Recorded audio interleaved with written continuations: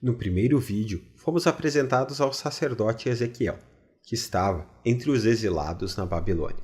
Ele é confrontado pela maravilhosa glória da presença de Deus, que deveria estar no templo, mas aparece a ele na Babilônia. E Ezequiel descobre por quê. Por causa da idolatria e injustiça de Israel. Isso levou a Deus a abandonar o seu próprio templo. Embora ainda exista esperança no futuro, o livro desenvolve uma mensagem de julgamento divino, primeiro para Israel e depois para as nações ao redor deles. E no capítulo 33 temos um momento-chave. Ezequiel recebe a notícia de que o cerco da Babilônia sobre Jerusalém acabou, porque a cidade caiu, o templo foi destruído. As severas palavras de aviso de Ezequiel se concretizaram. O exílio foi a catástrofe mais horrível que aconteceu na história de Israel. E ele levanta uma questão: será que Deus se cansou deles de uma vez por todas? Mas lembre-se que no final do capítulo 11, Deus promete que ainda haverá futuro para Israel depois do exílio. E o resto do livro é estruturado para explorar a visão de esperança de Ezequiel. Primeiro para Israel, depois para as nações e, enfim, para toda a criação. A esperança de Israel começa com a promessa de Deus de erguer um novo Davi, um futuro rei messiânico, que vai ser o tipo de líder que Israel sempre precisou, mas nunca teve. E esse novo Israel, que estará debaixo da liderança do rei messiânico, vai ser um povo transformado. Deus vai lidar com a fonte da sua rebelião, dando-lhes novos corações, bem como Moisés prometeu no final de Deuteronômio. Deus diz que vai remover seus corações de pedra e mandar o seu espírito, para dar-lhes novos corações de carne, capazes de amar e obedecer ao seu Deus. E essa ideia é desenvolvida na próxima visão esquisita. Ezequiel vê um vale enorme, cheio de ossos e esqueletos secos. E Deus diz que isso é uma imagem, uma metáfora, para o estado espiritual de Israel. Sua rebelião contra Deus resultou no exílio e na morte literal de muitas pessoas, mas também foi uma morte metafórica do seu relacionamento de aliança. E Deus diz a Ezequiel que seu espírito vai vir para trazer o seu povo de volta à vida. Então o vento surge e faz com que todos os ossos fiquem de pé. Eles se enchem de fôlego e vida. Pele cresce sobre os ossos e, de repente, Ezequiel vê novos homens em pé diante dele. Essa visão remete à história da criação do homem, em Gênesis 2, onde Deus o criou a partir do pó e do fôlego divino. A rebelião de Israel e do resto da humanidade levou à morte. E sua única esperança é que Deus realize um novo ato de criação e refaça o homem de tal forma que ele possa verdadeiramente viver um relacionamento de amor com Deus e com os outros. Mas depois que Deus lidar com a maldade no coração do seu próprio povo, algumas questões permanecem sem respostas. E quanto à maldade que ainda existe lá fora, nas nações, e quanto ao futuro do local da habitação de Deus, o templo, é sobre isso que falam as duas últimas sessões do livro.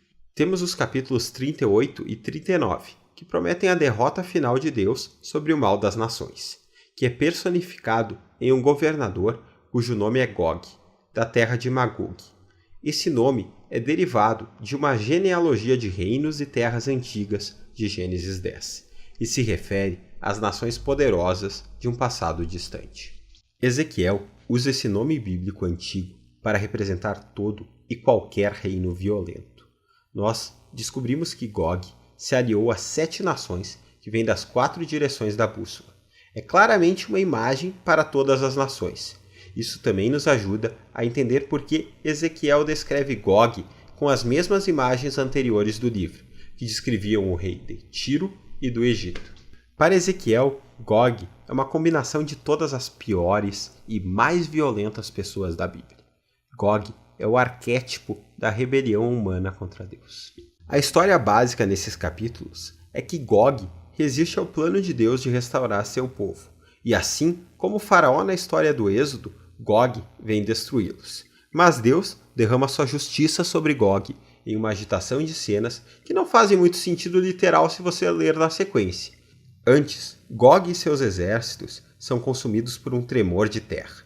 Então, são consumidos por fogo 2 vezes diferentes. E depois disso, Deus vem e derruba Gog e seus exércitos no campo, onde eles ficarão caídos por meses. É bem claro que essas cenas estão cheias de símbolos e figuras de linguagem. Ezequiel colocou para fora todas as suas ferramentas poéticas para descrever como Deus está determinado a finalmente derrotar a maldade humana que arruinou o seu mundo. E a partir disso, ele pode preparar o caminho para a nova criação. E uma vez que o mal foi finalmente derrotado entre as nações, a última seção do livro descreve como a presença de Deus vai retornar ao seu povo e ao seu templo, para trazer uma restauração universal. Antes, Ezequiel tem uma longa e elaborada visão de um novo templo em uma nova cidade. Ele está fazendo uma visita panorâmica, que mostra os arredores de um templo muito maior e mais majestoso que o de Salomão.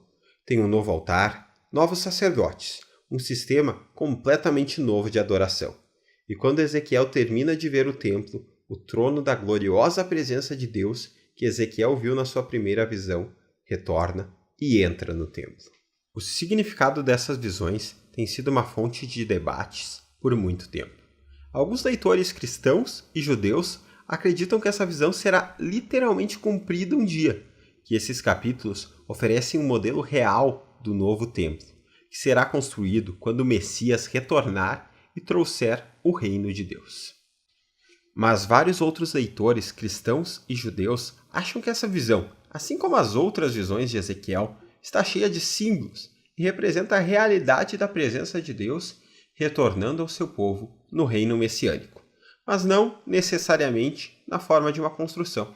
Qualquer que seja o seu ponto de vista, o importante é que Ezequiel nunca chama essa cidade de Jerusalém, e os capítulos 47 e 48 mostram o porquê. Ezequiel vê um pequeno riacho saindo da soleira do templo, e rapidamente ele se torna um rio violento, que flui para fora da cidade em direção ao deserto, para um dos lugares mais solitários do planeta, o Vale do Mar Morto. E esse rio deixa para trás um rastro de árvores e vida, e o Mar Morto se transforma em um mar de vida, que está cheio de plantas e animais. Toda essa imagem vem do Jardim do Éden, em Gênesis 1 e 2. Nós vemos que a visão de Ezequiel é universal. O plano de Deus sempre foi restaurar toda a humanidade e toda a criação de volta à sua presença cheia de vida. E o livro termina com o nome dessa cidade jardim. O Senhor está aqui. As visões de Ezequiel chegam ao fim cheias de esperança em um novo futuro. Novos homens vivendo em um novo mundo que é criado pelo Espírito de vida de Deus. É um mundo repleto do seu amor e da sua justiça. E é isso que trata o livro de Ezequiel.